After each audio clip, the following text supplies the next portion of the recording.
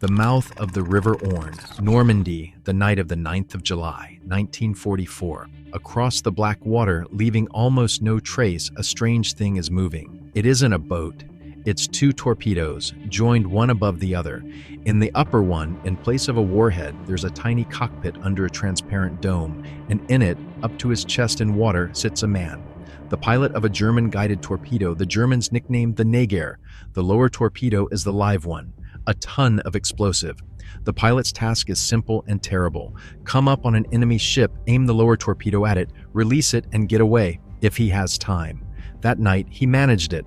Attacks by these craft at the mouth of the Orne damaged an Allied cruiser and sank a destroyer. The German command was jubilant. This was it, the new weapon. Cheap, unseen, deadly. A weapon of desperation, but a weapon.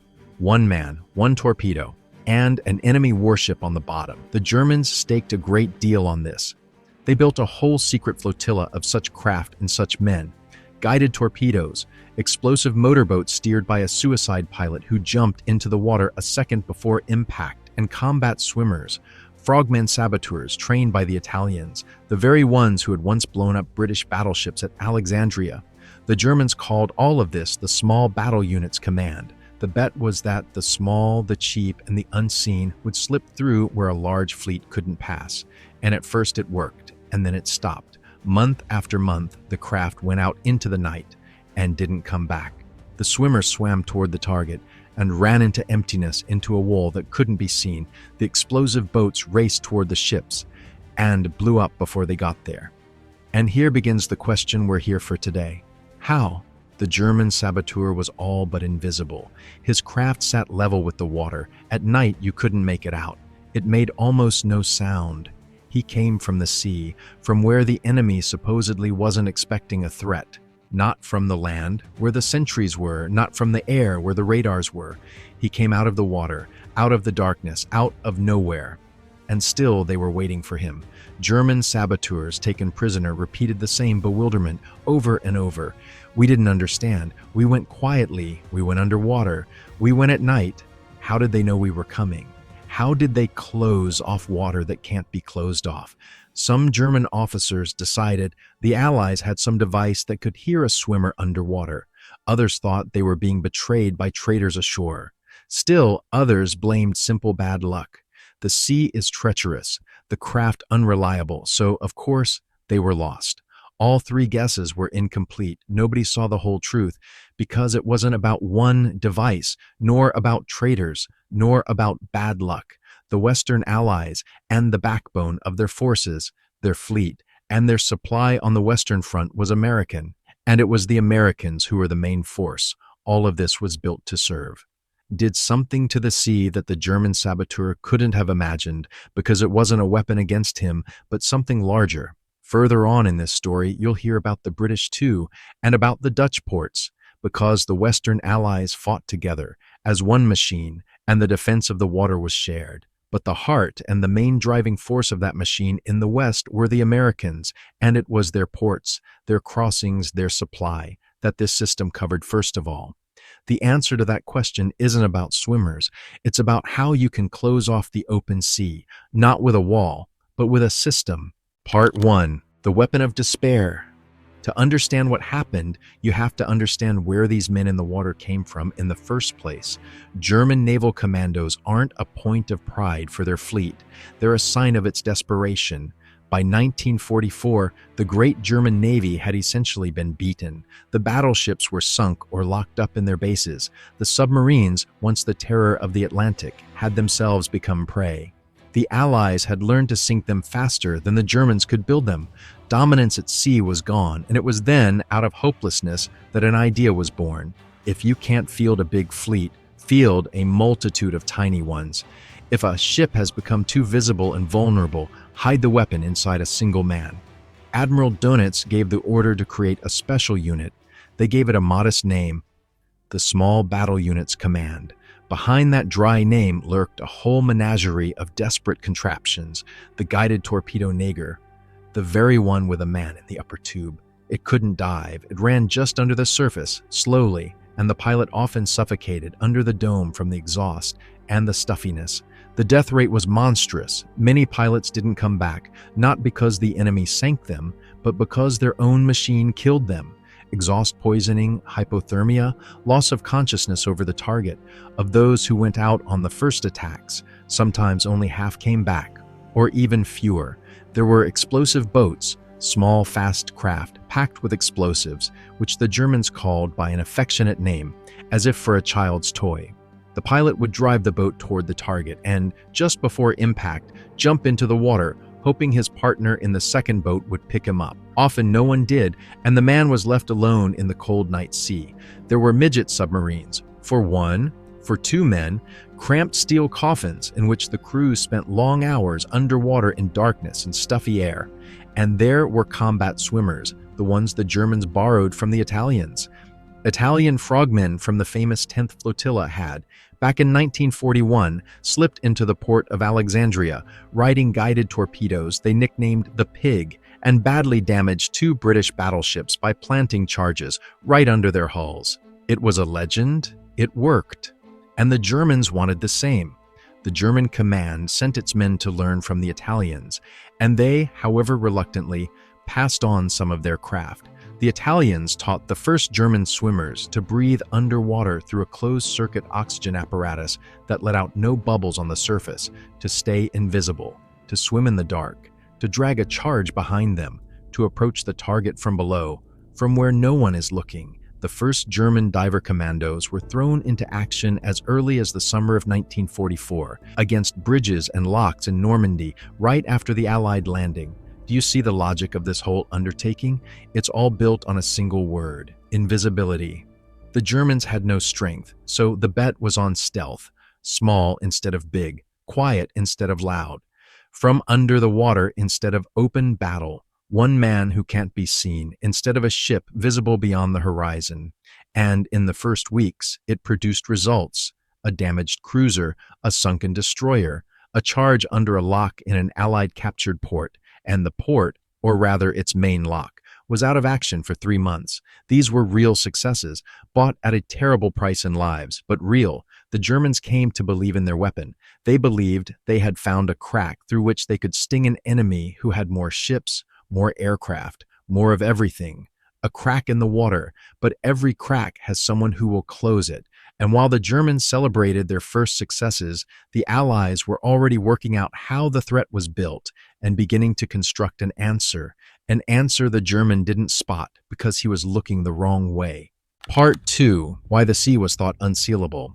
Here, we need to break the first expectation. The German commando went into battle with one deep conviction, and that conviction was reasonable. The sea can't be sealed off. Land can. On land, there's a border. There are trenches. There's barbed wire. There are sentries standing in a line. You know where the line is, and you know what's beyond it. But water? Water is everywhere. It has no shape. You can't dig a trench in it. You can't stretch an unbroken wall across it. A harbor is open to the sea, a bay is open to the ocean, and it seems you can approach the target from any point on the endless watery surface. The commando reasoned like this: land is sealed off, air is swept by fire and shows up on radar, but water is free. Water is a road that can't be barricaded. That's precisely why the whole German bet was placed on approaching from the water and from under the water. It was considered the direction from which the enemy was least protected, because there, by common reasoning, you can't protect yourself at all. And here, the German made a mistake that cost the lives of hundreds of his comrades. He confused two things. He confused "you can't build a wall" with "you can't defend." These are not the same. Yes, water can't be blocked off with an unbroken wall from shore to shore and from surface to bottom. That's true. But from this truth, the German drew a false conclusion. Since there's no wall, the passage is open, and the Allies understood something else. They understood that you don't need to seal off all the water. You need to seal it off where the enemy is forced to pass, because the commando, for all the freedom of the open sea, doesn't go just anywhere. He goes to the target, to the ships at anchor, to the port's lock, to the mouth of the river, whose current will carry him to the bridges. The targets are few, and the approaches to them can be counted, and so the endless water can be reduced to a few narrow throats through which the enemy is obliged to squeeze. And a narrow throat is no longer infinity. It's something that can be closed. The German thought that all the water had to be defended, and since that was impossible, he was safe. The Allies weren't even trying to defend all the water. They were defending the throat. And this the German didn't foresee because he was thinking it in terms of the open sea while he was being caught in the narrow place. But how exactly do you close even a narrow throat if you still can't build a wall? The answer wasn't in one thing. The answer was in three working together. Part 3. 3 layers that couldn't be seen. Remember one thought. It is the heart of this whole video. The Allies didn't build a single barrier. They built layers. And that's everything. The German was looking for a wall. One thing that could be gone around. But against him worked 3 different layers of defense, each catching what the previous one let through, and you had to get past all of them at once. The first layer, nets. Yes, the most ordinary nets, only enormous. Anti-submarine and anti-torpedo booms, heavy steel nets hanging down from floating buoys into the depths, blocking the entrance to a harbor, a river mouth, a canal. You can't stretch them across the whole ocean, but across the entrance to a port, you can. And so the German swimmer heading for his target suddenly runs into a wall underwater that shouldn't have been there. That's exactly what happened during the attack on one Allied captured port.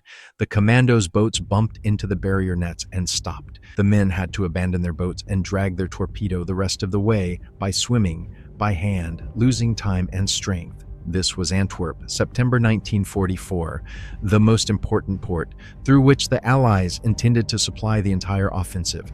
The Germans sent 2 groups of swimmers there. The nets stopped their boats on the approach, and yet one group, dragging the torpedo by hand with their last strength, managed to bring it under the main lock and detonate it. The lock was out of action for 3 months. A success, yes, but at what cost? And how rare? Of the men who set out that night, few came back. The net didn't kill them. The net did something else. It delayed them and herded them, forced them to come out where the second layer was waiting. Recall another operation a little later. The swimmers' attack on the bridges near the Dutch town of Nijmegen. The Germans sent 12 men down the river with charges. They managed to bring down a span of the railway bridge. A real, painful success. But look at the cost. Of the 12 who set out, 2 returned to their own side. 2 out of 12. 3 were killed, 7 were captured. Here is the arithmetic of this war underwater. Even a success was bought with the near total destruction of the group. Because after the nets, after the current, after the cold, a 3rd layer awaited the men at the exit. The 2nd layer, ears, hydrophones, underwater microphones lowered into the water at the entrance to a harbor. Underwater, sound carries far and clearly, much farther and cleaner than in air. The motor of a neger, a swimmer's stroke, the clang of metal against a net, the knock of a slipped charge. All of it is audible underwater. An operator in headphones on shore or on a duty vessel would catch the foreign sound and understand. There's someone in the throat. And the Allies had for this not only experience, but a school. Ever since 1941, after the Italians struck their battleships in Alexandria, the British had burned the threat from under the water into their memory and learned to expect it. They knew there were men who came along the bottom. They knew you defended against them with nets, listened for them with hydrophones, and hunted them with patrols. By 1944, this was already a practiced, hard-won body of experience passed along the entire Allied fleet. The German, proud that his apparatus lit out no bubbles and was almost invisible, hadn't considered that water doesn't only hide. Water also carries sound. He was invisible to the eye, but not to the ear. And here is the key. The net delayed him. The ear heard him. And then the 3rd layer switched on. Patrols, duty boats, launches, armed men who, on the signal from the hydrophones and by the logic of the nets, went to where the enemy was stuck. They had a simple and terrible answer to a swimmer underwater. A depth charge dropped into the water nearby. An underwater explosion doesn't necessarily tear the body apart. Underwater, it's the shock wave itself that kills, the hydraulic blow that ruptures a man's lungs without even leaving a wound on the outside. Just drop charges into the water where something was heard, and the underwater killer becomes a corpse floating up by morning. Now put the whole picture together, and you'll understand what happened to the German commando. He was preparing to fool the eye. All his weaponry was honed for one thing, not to be seen. An apparatus level with the water, black paint, closed-circuit breathing without bubbles, night, an approach from the sea. He defeated the eye. He was invisible, but the eye was only one of 3 guardians. The net didn't see him. It simply caught him. It doesn't care whether he's visible or not. The ear didn't see him. It heard him. The patrol didn't look for him with its eyes. It went toward the sound and sank with charges the man it couldn't see at all. The German outwitted the enemy's sight and ran up against 2 senses he didn't know how to fool. Do you see the horror of his position? He put all his training, his whole life, all his technology into invisibility. And invisibility shielded him from only one of the 3 layers. Against a net, invisibility is useless. The net doesn't look. Against a hydrophone, invisibility is useless. The microphone doesn't look. It listens. The German brought to the fight a perfect defense against the eye. Into a world where he was caught by net, heard by ear, and finished off blind. But why didn't the Germans figure this out and adapt? After all, they were clever, and some of their commandos came back alive and could tell the tale. The answer to that question explains why they lost not a battle, but something greater. Part 4. Why the Germans never solved it. Now the honest question a clever viewer keeps in mind. The Germans were no fools. They were the first in the world to use diver commandos back in the First World War. They borrowed the best from the Italians. They built cunning devices, so why didn't they understand they were being caught by layers and adapt? There are several reasons, and each says something greater than a war under the water. The first reason, they looked at failure as bad luck, not as a system. A commando who didn't come back had died. The sea is treacherous. The devices are unreliable. The work is deadly dangerous. Each individual death is easy to write off as chance. And the German command wrote it off. It didn't see behind the separate deaths a single handwriting, a single machine that methodically closed off the water. It saw losses, not the cause of the losses. The second reason, those who could have told the truth most often didn't come back. The system was built so as to kill the witness. A swimmer stuck in a net and heard by a hydrophone was finished off by a depth charge, and he brought no answer home. And the few who did get away often didn't themselves understand what exactly had saved them and what had doomed the others. The testimony that could have exposed the system sank along with the man. The last major attempt is telling. In the spring of 1945, at the bridge over the Rhine near the little town of Remagen, the Allies had captured this bridge intact, and for the Germans it was desperately important to bring it down. Combat swimmers were sent in. They were to go down the icy river and plant charges under the piers, but the Americans guarding the bridge already knew the price of the threat from the water. At night, they flooded the river with searchlights and a specially devised illumination. They watched the dark water, and at the slightest suspicion, they hit the river with everything that could fire and drop charges into the water. The swimmers went into this hell, freezing in the icy water, blinded by the light, under fire from the bank. The attempt failed, and the next one failed. Men died before reaching the piers. They never did bring the bridge down. The German command saw in this yet another failure of brave men. Once again, it didn't see the system. The fact that the water by the bridge had been turned into an illuminated, fire-swept, listen-to trap that was almost impossible to pass. The third reason, and the deepest, the German looked for the answer in the wrong place because he thought in terms of the thing. He was a man of the individual weapon, the best apparatus, the best charge, the best way to hide from the eye. And when he was killed, he looked for the answer among the enemy's things. What device do they have that hears underwater? What clever net do they have? Who warned them? It never occurred to him that what killed him was not a thing, but a linking of things. Not the net by itself. A net can be swum around. Not the hydrophone by itself. A microphone only listens. It doesn't sink. Not the patrol by itself. A boat won't find a swimmer in the open sea. What killed him was the joint work of all 3. The net delayed, the ear heard, the patrol finished him off. Each layer on its own could be gotten around. Together they left no gap. And here is the main conclusion of the whole story. The German built a perfect invisible man, a weapon against one sense, against the eye. And the Allies built not a weapon against the commando, but a system in which three simple, long-known things, a net, a microphone, and a boat, were joined so that they closed off not the eye, not the ear, but the throat itself through which the commando is obliged to pass. The German could have stolen an Allied net. He could have captured a hydrophone. He could have interrogated a captured patrolman. And he still wouldn't have seen the main thing, because the main thing wasn't in the net, or the microphone, or the boat, but in how they work together. And the link between things can't be touched with your hands. Part 5. The verdict. Let's bring it all together. The German naval commandos were brave with a desperate, almost suicidal bravery. This is no exaggeration. To go into the water at night in an apparatus that chokes you with its exhaust, to drag a ton of explosives to an enemy ship knowing the chance of coming back is slim, not everyone is capable of that. In personal courage and readiness to die, the German commando yielded to no one, and that courage lost, not to greater courage, but to a better system.